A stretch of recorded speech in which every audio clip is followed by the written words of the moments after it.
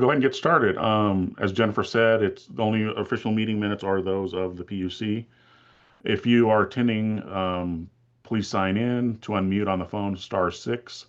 To unmute on the web conference, click on the microphone icon at the bottom of the toolbar, or Control D also works. And always identify yourself before speaking. And this is Carl, and we'll go ahead and call the meeting to order at 10:02. Jennifer, roll call. All right. Good morning, everybody. So CCI, Scott James or alternates? Alternates are Tina Powell, Julie Nelson, or Allison Theunison.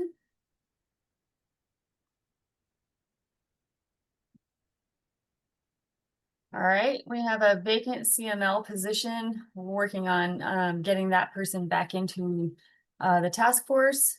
We have a vacant accessibility position. Next one is at large, Michael Berry or alternate. Michael is present. Thank you. BESP, Tressa Carter or Tim Kokelman. Tressa Carter's here. Good morning. Good morning. BESP, Ryan Sargassi. Sorry about that.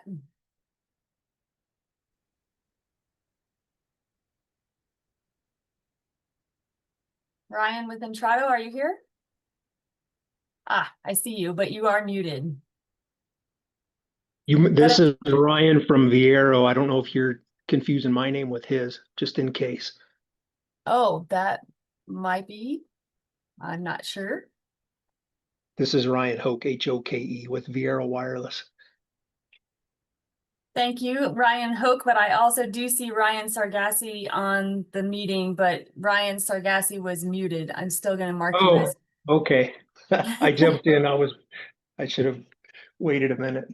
Good morning. No I'm sorry. problem. I had myself double muted. This is Ryan Sagarsey with Entrado, and I am here. Thank you. Sorry, I butchered your last name. No worries. My apologies. All right, so we have both Ryans here. Jeff Winkleman with Lumen for ILEC.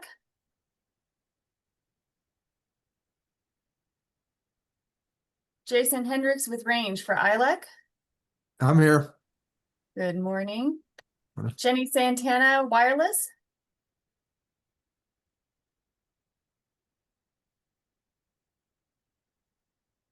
CLEC, we do have Ryan Hoke here, marked you present. Cindy Hartkop for CLEC. Cindy's here. Thank you. Jay Slater for CLEC. Jay Slater's here. You, good morning. Jody Chin, 911. I'm here. Good morning. Good morning. Travis Freeman, 911. Or alternate, Michelle Araujo. 911, Cindy Castile. I'm here. 911, Kimberly Culp. Good morning. I'm on. Good morning. 911, Jackie Reynolds. Morning. I'm here. Good morning, Beth Dobransky, 911.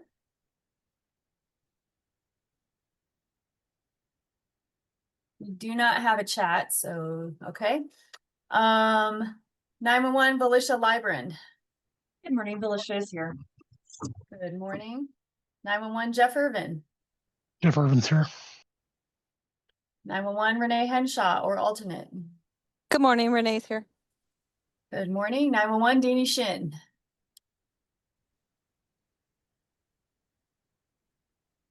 Shannon? Oh, you're here for Deanie. Thank you. All right. 911, Andrew Dameron. Andrew's here. Good morning. Good morning. 911. Kyle Mickelson and Kevin Biegert sent word that their administration set a mandatory meeting for them, and so they are unable to attend today's meeting. 911, Tina Bonetta.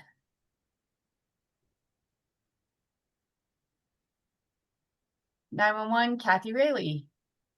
Good morning, I'm here. Good morning. 911, Matt Gage. Good morning. Morning. 911, Carl is here, and 911, Patty West. And Patty is on. Excellent. And Carl, you do have a quorum. Okay, I saw another Tina join. Is that either CCI or Aurora? It's Tina Powell. Ah, perfect. Thanks, Carl. Thanks, Carl. I didn't see that. Okay, any? Hey, Jennifer, this is Beth Dobransky. Did you get me? I'm having issues this morning. I have you now. Thank you. Thank you.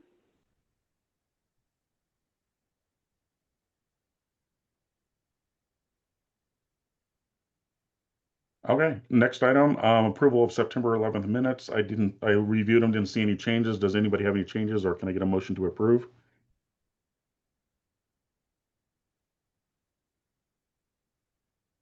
Jody Chen, I'll make a motion to approve the last meeting minutes.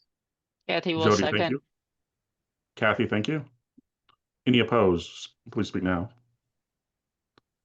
Okay, approved. Next item is presentations, Resilient Link with Jay. Let Great. me I believe I saw him online earlier. I am here and I need to send a request for you to allow me to share my screen. So, Request granted. okay, there we go. Well, I appreciate everybody's time today. Let me see if I can do this easily. If not, I'll just share my entire screen. There we go. And let me know, can everybody see my screen? Hopefully. Yes. Stop.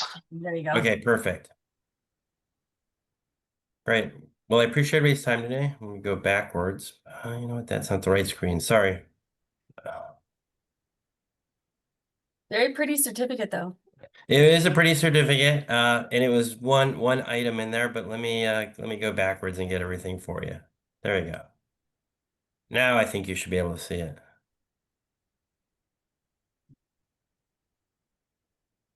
Is everybody able to see okay? Yes. Keep that discussion. Yep. Perfect. Thank you so much. I really appreciate it. My name is Jay Malin. A few of you on the phone are familiar with me. I've worked with some of you on the deployment of text and multimedia for NextGen. And I'm joined by Matt Goldstein on my team, who has a lot of experience with deploying radio technologies across the country and using that data and sharing it with third parties, especially around emergent response. What I'll do is I'll give a little bit of background on who we are, what we're trying to accomplish, and then Matt will walk you through some of the technology and solution interview. And of course, at the end, I'll try to give you an indication of what we're seeking and where we are. But that pretty certificate we just earned from Nina for our participation in ICE, we were able to successfully use our SIP-REC interface to acquire data from the network, and we work with a number of different providers who were supplying us with next-gen data so that we could parse and utilize that data for the findings that we hope to share today. So maybe, starting out with, how we came to this would be useful. And several of you on the call who we met before have provided some of the background for why this is so important. As I indicated, our team has experience with next generation 911, both functional elements as well as deployment of some of the text and multimedia technologies, radio technology, GIS for emergency response, as well as one of our team members is a veteran and also served as a 911 call taker and dispatcher in the Kansas City area. But we're focused on NextGen 911, and we won a DHS SBI award earlier in the year where they were interested in service interruptions, predominantly outages, some cyber incidents, and really looking to see where they could promote AI and analytics across the PSAP community. Their predominant interest has been around, the combination of FCC notifications, as well as thwarting cyber attacks and avoiding disruptions, which some of you regrettably are seeing with NextGen, even with the promise of resiliency. But when it comes to that, as we talk to some of you, receiving redundant notifications, not receiving notifications of disruptions, sometimes even granular notifications. We talked to a PSAP out in the Northeast, and they were not seeing ALI for some of the wireless carriers. So we really started to recognize that while there are solutions in place for, we'll call it overly notifying some of you, and there are solutions in place for some of the monitoring of network elements, there's nothing that really gives you a full and complete view of what is happening within your PSAP and what is happening across the state, and hoping to use that to hopefully drive, wireless carriers, the CSPs, to provide the appropriate services and help with that troubleshooting process. We architected it with an i3 PSAP interface, namely SIPRAC. We also have some other interfaces to some of the other solution providers, including CDRs. And essentially what we've done is built out an analytics data lake and a dashboard that really gives you that kind of visibility. We completed our work for the DHS phase 1, submitted that in October, and then turned around and submitted a phase 2 to essentially continue to develop out and really build out that research so that we're able to find further insights. But a lot of the work has been done and a lot of the technical work has been done so that we're at a point where we're seeking, pilot opportunities. From a phase 2 perspective, that was submitted in October. It should be awarded in the springtime.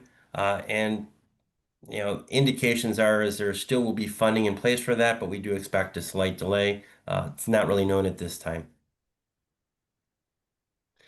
From an objectives perspective, overarchingly, collecting call data, anonymizing, normalizing, correlating those events and metrics to generate findings, applying rules and some AI, namely patterns and analytics recognition to determine where in fact there may be disruptions, where there may be increases in overall usage or calls. That gives you, that real-time insight that you may be otherwise finding is taking in half an hour or an hour or even further. And then trigger actions, which could be in the form of notification, on-screen calls to action, and perhaps in the further even other ways to alleviate some of these issues, which could be two-way response maybe with the CSP. Oops, sorry. So essentially, really, the desire is to create a call to action. Collect the data, process it, and then perform the relevant notifications, which today, as I understand, many of you are receiving the notifications, but they are oftentimes redundant, conservative based upon the FCC requirements, and may not provide you the specific granularity. So the interest here is to give you much more specific information based upon credible statistical analysis, and then work with the CSPs to essentially provide you, a little bit more information in terms of what's going on. And with that, I'm going to turn it over to Matt. And if you want, Matt, I'll leave the screen up. And if you just want to kind of tell me where you want to go, I'm happy to do that as well. Yeah, that sounds good. Thanks, Jay. So as Jay was saying, we have the SBIR from DHS, and that funded a bunch of research to build out our initial round of technology. And the thing that we ended up building at the end of it is outage detection on a granular level. As Jay alluded to, there's all sorts of things that can be happening inside or outside the PSAP environment, and there's not a lot of visibility. So what we've done is we've come up with a statistically based method that's fairly rigorous. So we use AI, but with actual rigor to determine where there's anomalies, where there's actual disruptions happening. So this is a screenshot of a model that we're building. We used Colorado for this meeting. Obviously, we're not deployed yet in Colorado. But this is a map of the various PSAPs and jurisdictions within Colorado. And as you can see on this map, we have, I think that's Garfield, is having an outage. And you can see on the left, we said, hey, we see 85% call volume drop. And based on a bunch of analytics we're doing, we think that that is 90% likely an actual outage and not just, a lack of calls coming in. And you can also see that in Rio Blanco next door, we're also noticing that on 10-digit calls, we've got a 65% decrease in volume. And maybe that's related to the incident happening in Garfield, but the idea here is that we can source all of the activity happening across all of the PSAPs, statewide even, to really give a picture of what the communications environment looks like for the PSAPs. And this is a statewide view, which, we think is pretty nifty, but maybe not what every PSAP would want to see on a day-to-day basis. So next slide, Jay. So instead, on a PSAP level, we can give a dashboard of what the activity looks like. So here's an example dashboard where we can take a look at all of the traffic coming in and say, okay, core system looks fine, traffic's down a little bit, but it's all good from a relative standpoint, keeping track of when the last calls are and the overall volume. But then you'll notice that for T-Mobile there, we flagged that there's this 45% drop. And next slide, Jay. We can even look further in that just to see, oh, well, it looks like 20 minutes ago, there was an actual drop off in call volume there. And this might seem fairly straightforward, right? It's just giving you analytics and views of the data. But there's actually something really cool that our research did that we're doing on the back end. So one more slide. So what we've done to determine that drop in traffic is we've modeled out, and this is using the latest neural nets and AI technology, what the traffic patterns look like, not just on average, or not just even on average on a particular day, but for every hour of the day, every 5 minutes even of the day, by the day of week, by the time of year, what the traffic patterns look like. And so that means we can model out at any given point in time what the traffic should look like. And that's overall call volume, but also calls coming in from a particular carrier, calls coming in, going through particular call handling equipment. By doing that, we can have that granularity to say that, okay, maybe the overall call volume is down by only 15%, but that's because this entire category of calls is missing, or all calls going through this particular equipment is out. So you can maybe determine that you're running off of a secondary when everything seemed fine and you didn't necessarily notice. So next slide, Jay. So we've got some graphs here of combining all of those graphs on the previous page of the time of day, day of week, etc., to really show what the traffic looks like at each individual time. And if you were to look at the previous slide and this one together, you would see that it correlates. And at the bottom, we have a bunch of data of each individual call arrival. So what we're doing is roughly we're taking a lot of data. We're taking essentially every call record that we can see as it comes in, and then correlating that with the expected volumes to be able to notice when something's happening. And then one more slide. And so that gets us back to this map, this full state view of all of the activity. And there's really cool things that we can do with it too that aren't just outages. So you can use that same data to say, okay, do we need to adjust our staffing? And we always need more staffing, but are there particular times of day that things are particularly rough? And you can use those same models to run through and say not just what is the expected call volume, but take a look from an Erlang standpoint, or take a look just from a expected minutes of wait standpoint, and run through various scenarios to figure out what it could look like. And that's just based on being able to use data. And that's the DHS award that they gave us, the grant that they gave us. They wanted us to detect outages, and they also wanted us to enable data to be used for analytics between PSAPs, because nothing happens in isolation, and having that data be able to be used with all of that analytics just improves everything. So that's a rough overview of the system from a technical standpoint and what we've been working on with it. I'll send it back to Jay. Great, thanks, Matt. I really appreciate that. And as you can see, I mean, the objective is to collect data across the network, or perhaps at a PSAP view, and essentially provide these insights, to individual PSAPs, as well as to the state for, again, staffing levels, resource planning, and any infrastructure capacity, work in partnership with the CSPs and service providers. And then lastly, we have a view once we're starting to collect this data, and to the extent it's anonymized, normalized, share it with other infrastructure providers to provide additional insights like polls down or catastrophic events like wildfire. So really the intention here is to start doing what has not been traditionally done, collecting data, anonymizing it, sharing it, using it to draw insights, and then essentially use it for emergency response.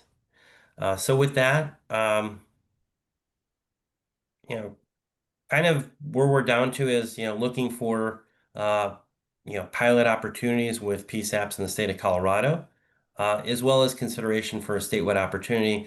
Obviously, as you can tell from both what we described as well as what Matt provided, this really works well when it's done at a GIS level, meaning drawing insights on where there may be impacts versus others is really useful. But that's where we're at and what we're looking for. Certainly hoping for support on our DHS phase 2, but that's already been submitted. But just wanted to recall that. And with that, I'll open and see if there's any questions, comments, or feedback. My name and email address and phone number are there if there's any additional questions or anybody want to ask for anything else. But I do see one question from Michael, so I'm happy to open it up. Morning, Jay. Thank you. And thank you, Matt. I think it's a really interesting looking system. 2 questions for you regarding the analytics and modeling. How long do you need to be collecting data before you're able to act on any insights like that? So that's one of the really cool things that we're able to do. We only need a couple weeks of data, which, it's not instant. But based on those couple of weeks, because we're working across so many PSAPs and will be working across so many PSAPs, we can take that couple of weeks of data and, everywhere is different. Colorado doesn't look like New York, but maybe a PSAP in Colorado, where there's lots of skiing, looks like a PSAP in New York where there's lots of skiing. And so the cool thing is we don't actually have to identify those similarities.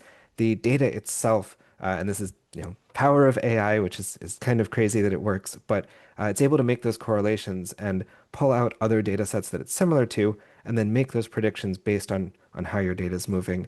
And we do those predictions. I know, the graph that I showed you was static, but we'll be able to do those predictions on a minute by minute basis. So, if you have some major incident that starts in your area and you get an influx of a bunch of calls, we'll be able to see that and then predict out what that means for where your traffic should go. So that, if there's a drop off in traffic during a major incident, we'll detect that a lot faster than, say, the middle of the night. Great. And the second question, one of your early slides, Jay, talked about like the i3 interface, the next gen connectivity. I understand you're not in Colorado currently, that i3 PSAP interface. With Colorado not actually being an i3 next gen environment, do you have any concerns or anticipate issues coming into Colorado until we have that actual next gen environment? I'll start, and Matt, if you have any additional clarification, the answer is no. The system has been broadly defined for SIPREC. We decided was a good common interface, but we have talked to at least one of the common providers that several of you use, GovWorks, about collecting data from them. They have a RESTful interface as well as a CDR interface. So to the extent we can get a CDR interface or even a CAD spill, those are useful pieces of information. Naturally, if there are CSPs that can provide a common interface, whether it's RESTful or JSON or a batch file upload, we're able to take that data in real time as well. So the intention is not exclusively i3. That was obviously something DHS was interested in as part of NextGen, but there's a willingness and openness to providing access to other interfaces. And naturally, our system has web services and web interfaces, so anything like that would be suitable. But Matt, if I'm out of turn, let me know. No, it's that Nina ICE certificate on the first page was from ICE 13 that just happened, and we worked on integration with a variety of systems that were running there. So, an i3 logger would be great, but it's not our only way of getting the data in. Great, thank you.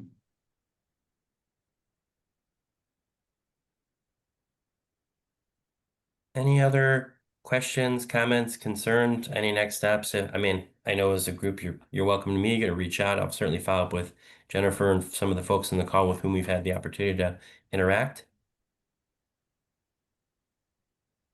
This is Carl. As you're moving through these pilots, can we get updates on how it's working and stuff? Yeah, absolutely. We're happy to share what we've done and what we will. Again, one of the key elements here is normalizing and anonymizing data. I'll also add that while this work has been sponsored by DHS and there's an interest in FCC, they have not expressed that they are looking for any raw data or access to native data. I think really the objective here is to try to come up with better methodologies for both disruptions and managing cyber incidents. So. But to your point, Carl, absolutely. Yeah, DHS just wants PSAPs to know when they're having problems or when Lumen or whoever else is having a problem so you can take action. Yep. If there's nothing else, I'll return the microphone back to your team, or to you, Carl.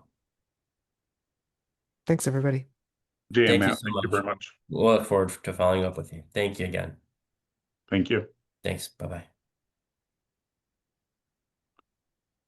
Okay, our next item is supplemental coverage from space, T-Mobile, Michael Hooker or Tony. Yeah, hi everyone. This is Tony Wageman, and I oversee architecture and engineering for emergency services at T-Mobile. And I received a request to provide a brief overview of the T-Satellite service offering and explain how wireless emergency alerts and text to 911 work over T-Satellite. So let me share my screen here.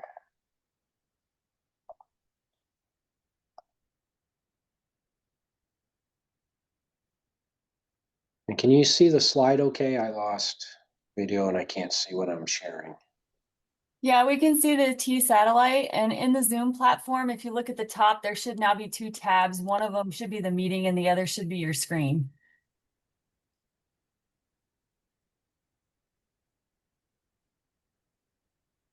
Oh, and now we've lost your screen.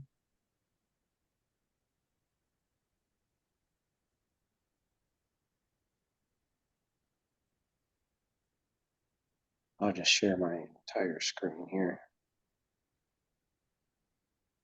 We can see it again. All right.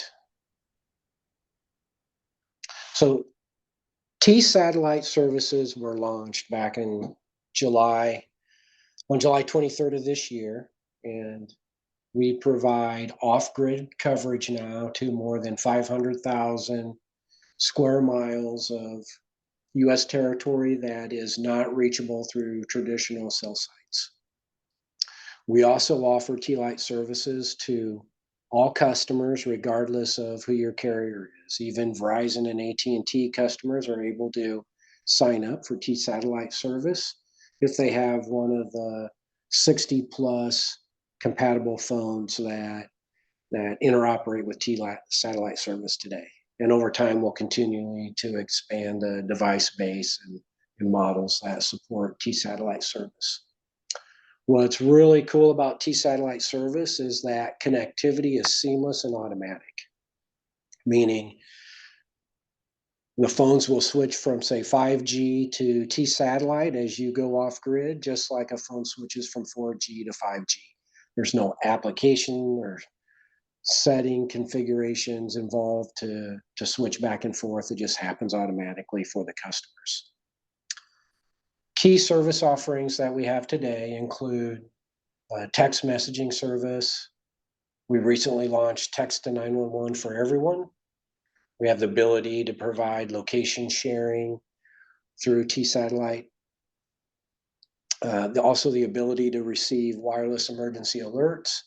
And there's an ever increasing number of optimized apps that are available for customers to use while connected to T-Satellite.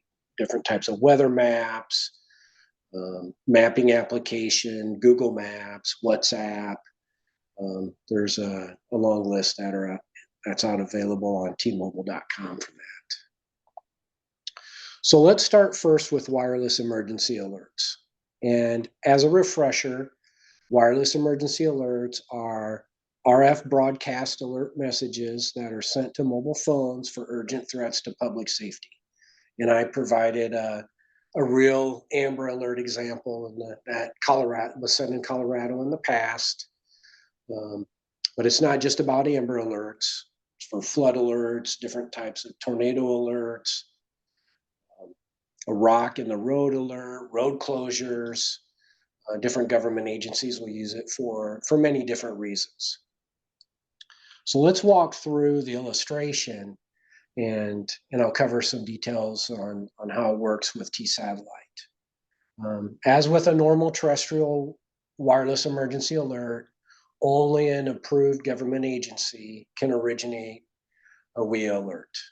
And those WEA alerts are sent to FEMA. FEMA has a gateway that'll process those alerts, that'll validate them, and then distribute those to the wireless carriers. In T-Mobile's case, we will broadcast that wireless emergency alert not only over terrestrial network, but also over T-Satellite. And we've been broadcasting emergency alerts over T-Satellite for almost a year now. And then for any of the mobile phones that are in the targeted area specified by the polygon within that emergency alert message, those alerts will, produce their distinctive loud tone and vibrate like they typically do when they present a WEA alert. And then what's good about WEA alert capabilities in phones is that there's no need to sign up. There's no app. It's all the same model with T-Satellite. It's just a different communication network that it's being received on.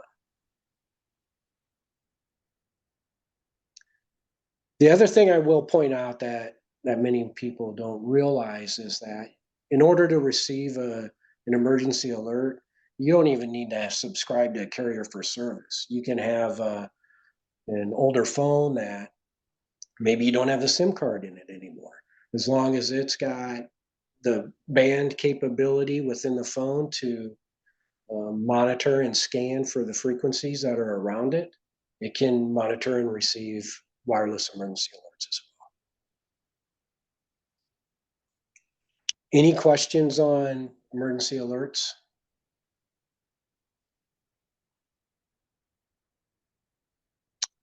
All right, so next let's talk about our most recent offering, T-Satellite Text for Everyone.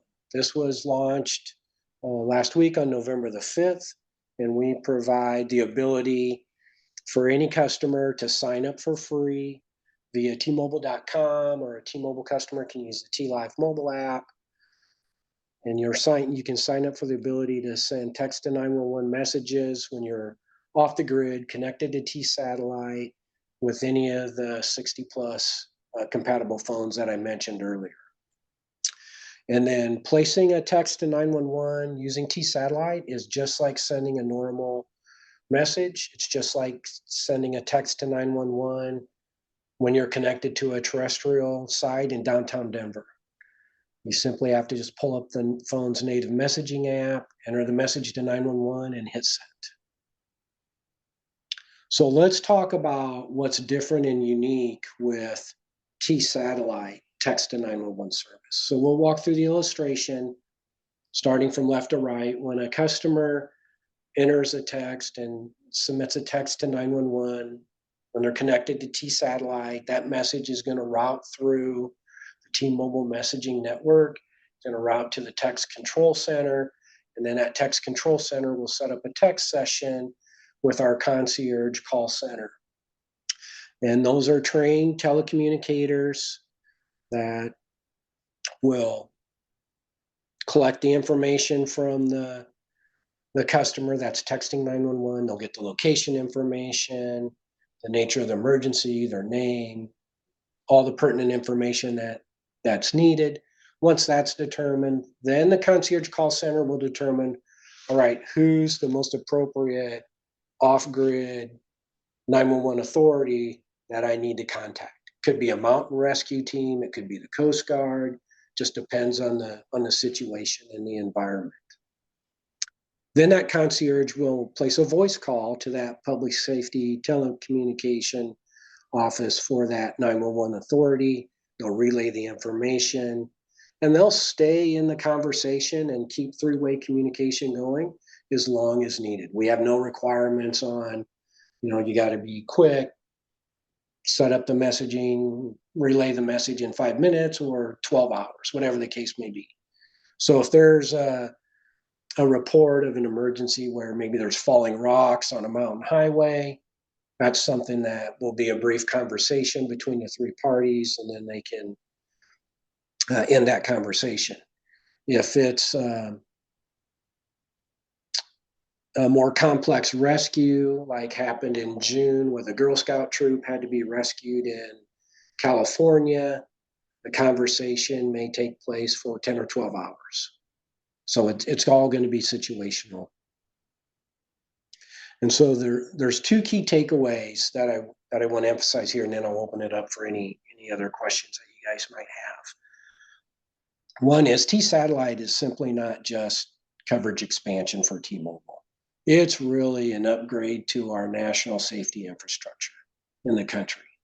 And we make this service available to customers from all the different carriers. And when there's natural disasters, like the hurricanes last year around this time on the East Coast, or wildfires in California, we'll open up the service for all the local community to use. There's no registration or anything in those natural disaster situations. So with that, I can take a few minutes to answer any questions you may have. That's all I had for, a prepared overview for you guys. Tony, this is Carl. If we have text to 911, why does it still go through the concierge call center, or does it deliver directly to us? Can you repeat that again? We have text to 911 in our center now. Would that call still be delivered to the concierge call service, or would it be delivered to us directly? All text to 911 sessions that originate over T-Satellite are going to be delivered to the concierge call center first. Okay. And then if somebody signs up for it, because I have TSAT now, I get a text every time I roam out of service area that I'm on satellite. Do people that have just sign up and say on Verizon get those messages as well, or a different message?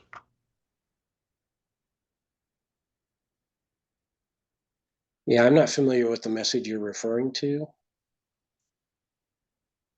Okay, it's not that important, but when I roam out of cell service, Okay. I get a message saying I am on T-Satellite. All right. The ones that sign up just for, say, they're from Verizon is their provider, but they sign up for the T-Satellite 911. Do they get a message similar? Yes, they will get a message similar. Yeah, because their phone will also automatically switch to T-Satellite as well.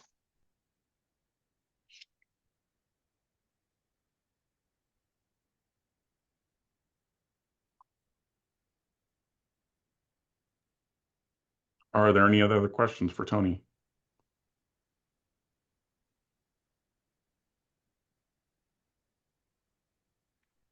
Tony, thank you for your presentation. Sure, absolutely. Just let me know if you have any questions. Okay, thank you.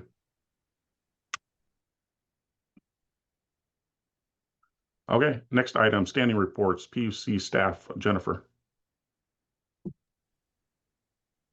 Yes, and I'm sorry to have to start my standing report with an apology, but I did not actually send out the link for these until yesterday. So if we are missing some and they all have to be verbal, that's my fault. Thank you for your understanding. And I also want to remind everybody to please go to the task force website and sign in for today's meeting so that we have an accurate list of attendance. Okay, so it's been a busy couple of months at the PUC. We have a lot going on. I will touch upon all of these points just because we did not have them ahead of time to review. The Colorado Office of Policy Research and Regulatory Forum released its 2025 Sunset Report. And of particular interest to this 911 community is recommendation 19 on pages 106, 107, in which COPRR recommends the legislature update 2911-104 to, this should say, conform with FCC guidelines on 911 fund usage. So not every recommendation in the Sunset Report turns into legislation, but it's something to keep an eye on in case the legislature decides to take that up. We've had some great lunch and learn presentations in the past couple of months. We had one with ASAP on October 30th, and we had one with oh God, I forgot the one that we had earlier in September. So please go to the YouTube channel and check out those lunch and learn presentations if you missed them. We do have a 911 strategic planning group currently underway, and the next meeting for that is November 17th from 1:30 to 3. It is open to 911 representatives only, and so if you need the link to that, please email me. CenturyLink GIS routing tariff became effective by minute entry and was effective as of November 3rd. I believe CenturyLink has more information on rollout of that feature, and so I will not go further into detail on that. We did complete our GIS informational series for the summer, and so again, thank you to OneSpatial, Datamark, and Geocom for their work in presenting all of that information for us, and to GIS Committee Chair Matt Gage for his help in putting those together. there is a wealth of information in those recordings. And so I highly encourage you to make some time to watch those recordings over the next month or two. All the links are collected in this document here, and you can see them in the materials folder on the 911 program page as well. All those recordings are on our YouTube channel, but I just wanted to put the links into one document so you didn't have to go back through and match up dates, et cetera, et cetera. The surcharge proceeding has been completed, and that's pretty much old news at this point, but that was in September.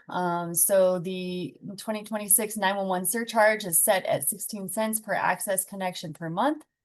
The ETC threshold was set as $2.17, and the prepaid wireless surcharge set at $2.23. So if your agency is interested in moving up to that threshold or anywhere else, time is rapidly running out to meet the February 1st deadline. Since you have to let the carriers know and give 60 days notice, you're bumping up against that deadline pretty quickly. Or you can also change on June 1st. So I've got the surcharge distribution amounts and the wireless surcharge distribution amounts here. And we've got some future meetings coming up. We've got Lunch and Learn on November 20th with Rapid SOS. They're going to give an overview of the Unite platform. And we have a Lunch and Learn December 18th. So hopefully you're not in holiday mode yet. And that Lunch and Learn is going to be on managing human fatigue and 911 operations. And then, of course, our next task force meeting is January 8th. So I will pause and see if anybody has any questions.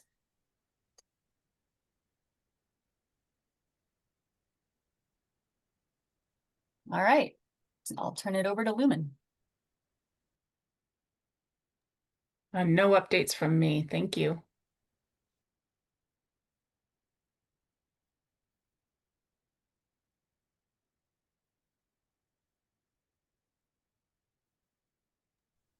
I believe our next one is Legislative Committee. Jackie? Sorry, Carl, I think we skipped Oh. intro and bylaws. And just to see if they had anything to add from Okay. yesterday. I just saw the no updates. I was skipping ahead. Sorry about that. Status remains the same for Entrado. No updates from us this month.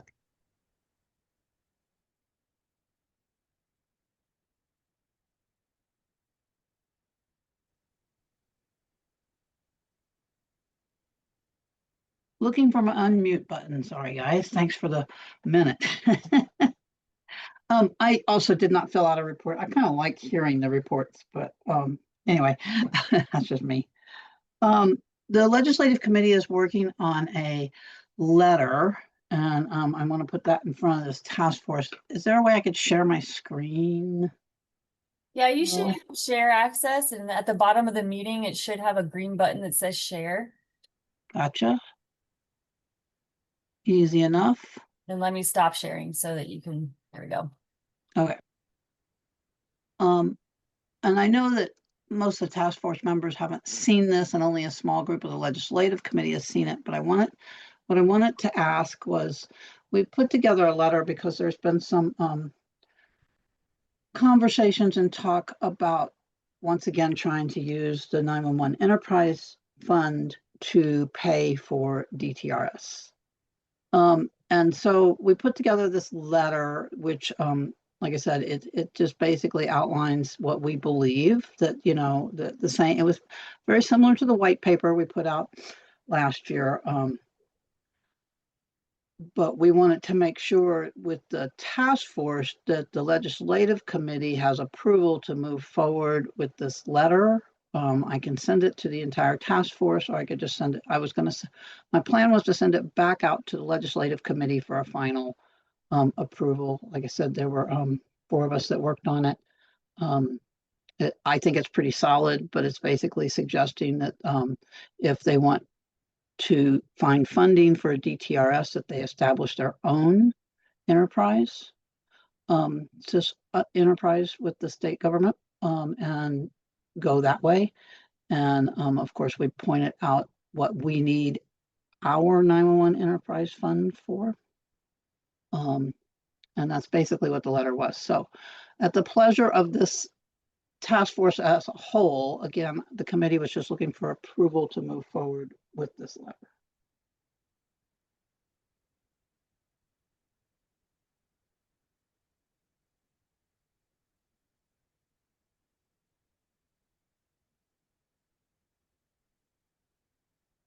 Kimberly, go ahead.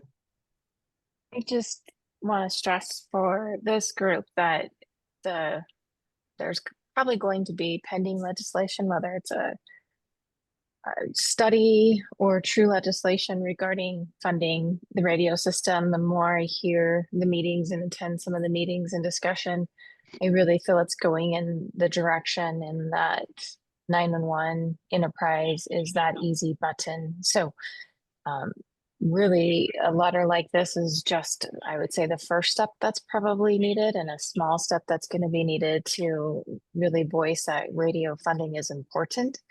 But so is 911 funding, and we really should try and keep some sort of separation.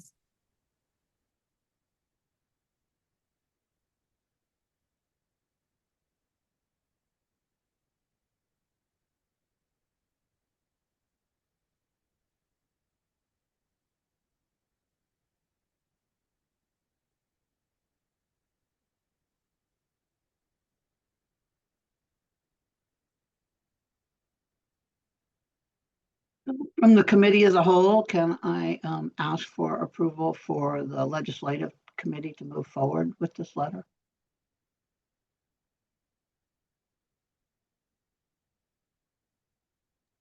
Does anybody have any opposition with the committee moving forward with this letter? If not, then they'll go ahead and move forward.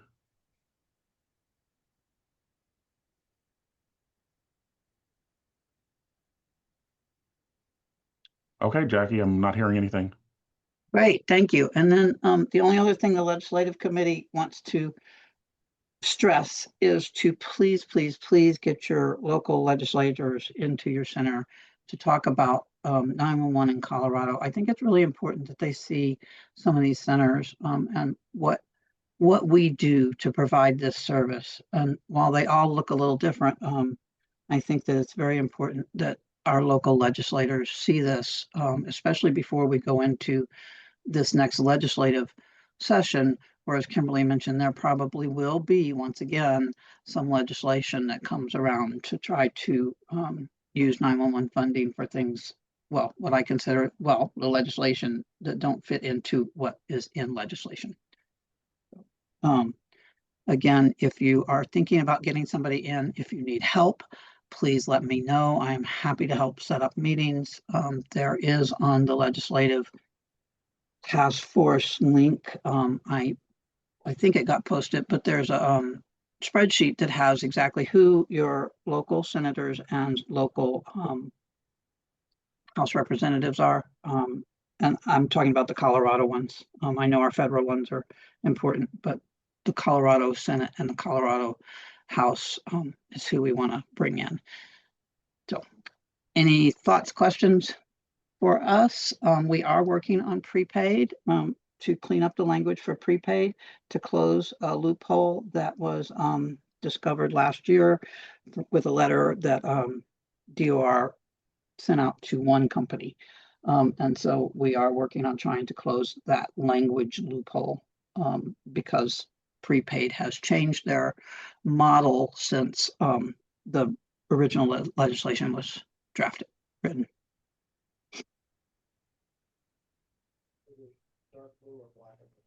And that legislation will also impact 988 as well, some others in the task or the committees working with those groups as well, correct? That is correct. Thank you, Carl.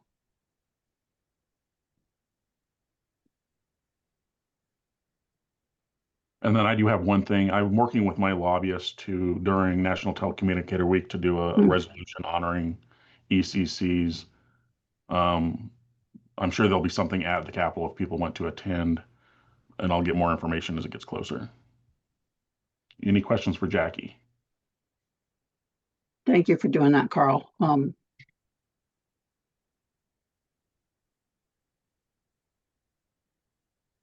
No problem. Any questions? Okay, next item is 988 report. Nate or Norman?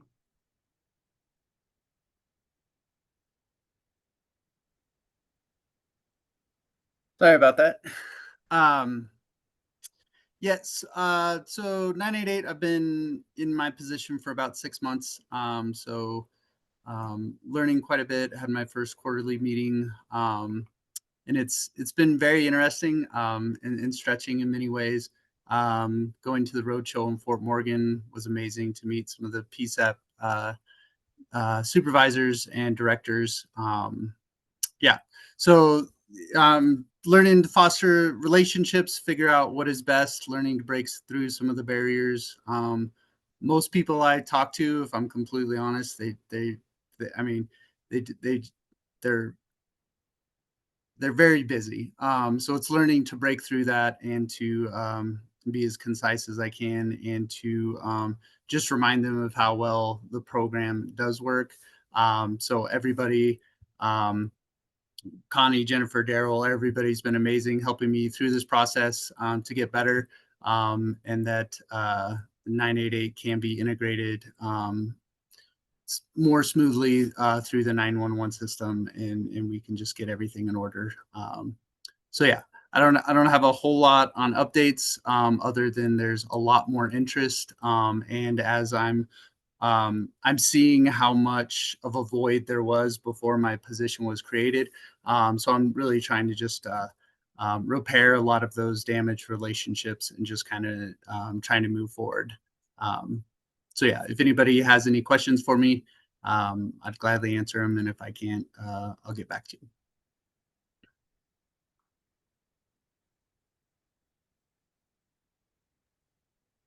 Are there any questions for Nate? Thank you, Nate. Thank you.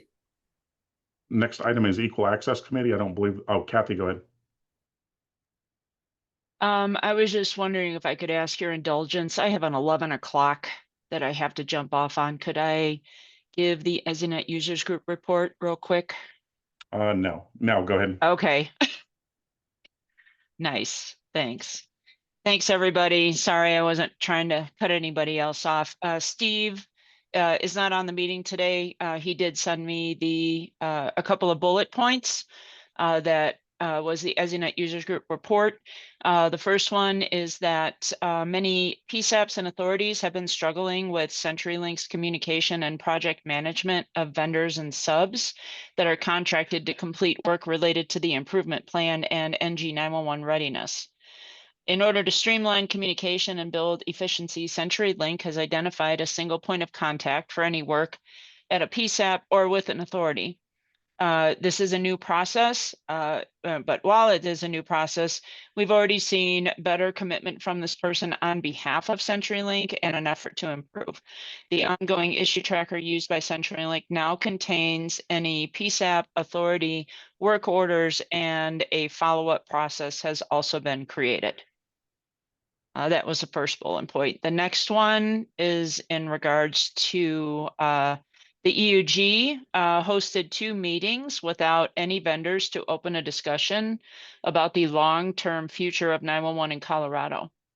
A perfect world exercise was completed to identify needs as it relates to how we purchase 911 services. A core group was identified and 1 meeting has been completed. The core group is working on opportunities to gain better knowledge of how other states purchase and sustain appropriate 911 services. And the larger group will reconvene next week to discuss next steps, which will include a panel discussion of other 911 professionals from different states. Those are the 2 bullet points that Steve sent to me to share with this group. I'm happy to try to answer any questions.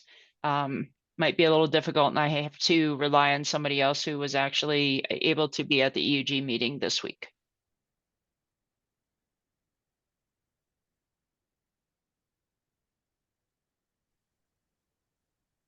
And I think a lot of the meeting this week was just a lot of follow-up on stuff. Any questions for Kathy?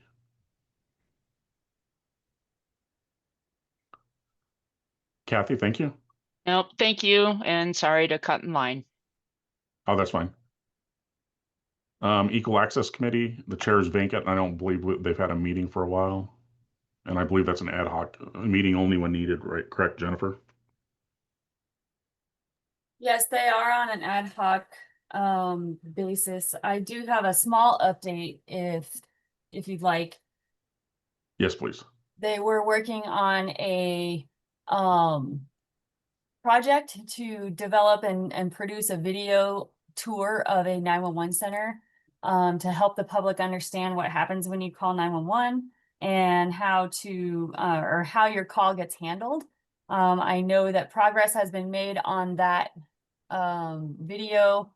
To my understanding, they did film, and they are now working on ASL interpretation and captioning in post-production. So that project is moving forward. Sounds good. Any questions for Jennifer? Next item is the outage committee. It's vacant, but I know Daryl's been working on that. Any additional update, Daryl? Nothing really new to report. We have had a couple of outage committee meetings to discuss ongoing investigations. I currently have several open. They're being held open longer now because we are getting billing credits being applied to bills. So I'm keeping them open until I get confirmation of billing credits being applied. Yeah, that's all I have unless anybody has any questions.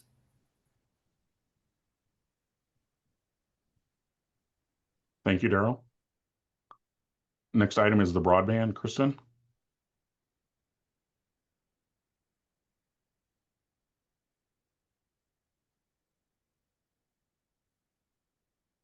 Okay, Jackie, any addition on the prepaid or collections committee?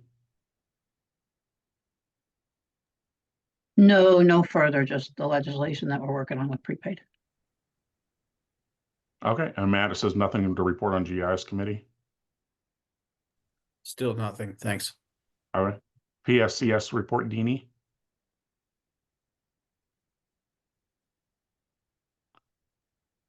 Is she not on this one? Oh, she is.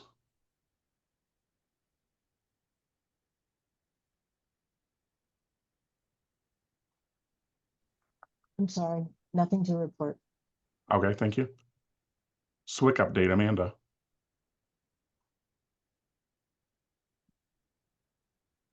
Nothing additional to report. Okay, Division Fire Prevention and Control, Connie. Nothing additional to report. And how about the Resource Center? Nothing additional. Okay, thank you. Rapid SOS update, Karen or Sam or anybody else from Rapid SOS?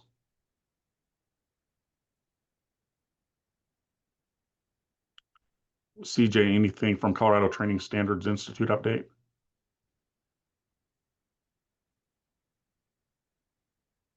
And it looks like they're moving along.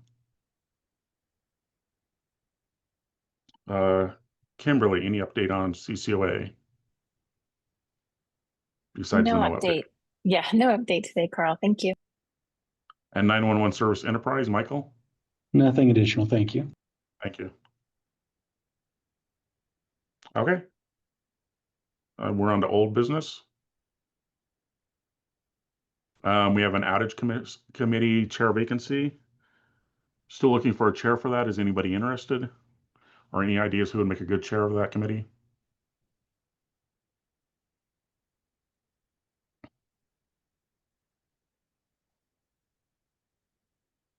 Daryl, are you able to be the chair of that committee? And is that something you'd want to do?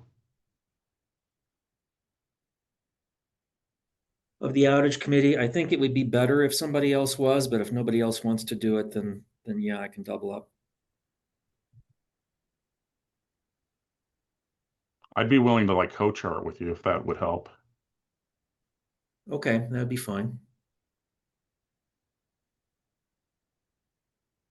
Okay. Anybody else interested? And project management charges, Tracy or Jeff? I've got nothing additional on that. We were working through some additional steps, but I've got nothing to report on that at this point. Okay. CenturyLink customer service issues tracker, Jim or Jeff? That would be me. So I've got nothing additional. Jennifer and Carl, I will get the last update over to you by the end of today. I apologize that I hadn't sent that. Okay, thank you. Any questions for Jeff? Okay, new business, elections. Jenna, just for clarification, we have a list of people up for election. And then also, do we need to elect a vice chair and stuff like that? I believe Kathy will move to chair. Yeah, Kathy will move to chair and we can elect a vice chair in January after the Okay. vote positions are selected. Okay. So help me on this. We will send out an election, or can we do for certain things, like if we only have one wireless, accept those nominations? So we will send out a ballot after today. We did send out emails to those whose terms were up, and I'm gonna go back to the voting member and committee roster, which, as you guys probably know, if you go to the About Task Force page and scroll down, the current voting member roster is always here for your perusal as well as attendance records. So for those who are seeking reelection for like the BESP and ILEC positions, we asked if they wanted to stand for reelection. We collected the people who are interested. I think everybody who is currently up for reelection is interested in being reelected. The ones that are specific to like wireless and ILEC and BESP representatives are probably going to be uncontested. We do have 10 open 911 positions and 11 candidates so far. So the people who received the most votes, 1 through 10, will be the ones elected. Just to clarify, we did get some people who emailed and said they wanted to stand for election, but they are already voting members with terms up in 2026. So if that applies to you, that's why you don't see your name on the elections interest list. So at this point, we can take nominations from the floor as well, if anybody is interested in standing for election. Is anybody else interested? Oh, go ahead. I'm so sorry, Carl. One more thing. For the accessibility disability community, I did reach out to Sadie Martinez at CDPS. She has been an active member of the Equal Access Committee and asked her if she'd be willing to represent the accessibility and stand for election. However, she was out of the office for an extended period of time, and I haven't heard back from her. She just got back into the office a couple days ago. So when we send out the ballot, you may see her name on that ballot, and that would be where that came from. Okay, and if we don't hear back, we could always do it at the January meeting, correct? Yes.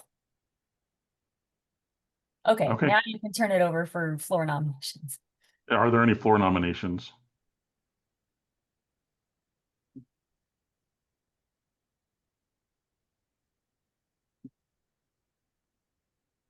Okay, and Jennifer, will the ones that have a 2020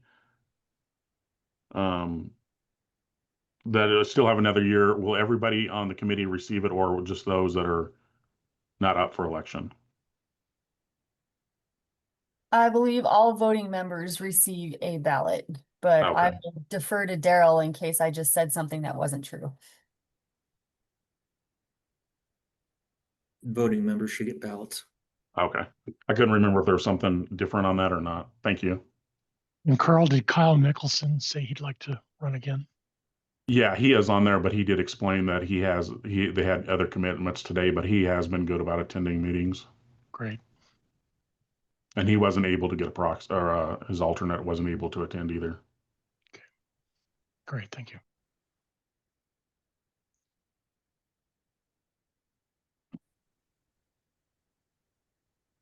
So we'll send right, you out need- ballots via Google form at the close of this meeting.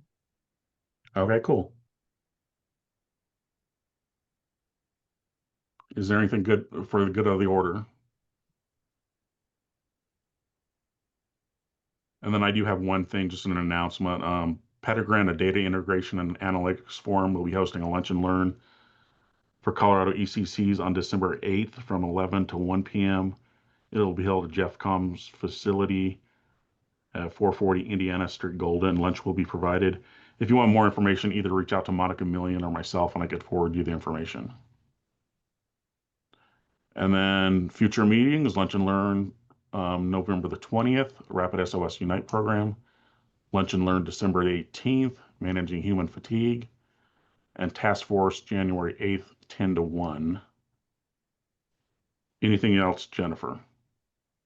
Yeah, so from the Colorado NINA APCO chapter, we have our holiday party and awards ceremony honoring some excellent 911 professionals.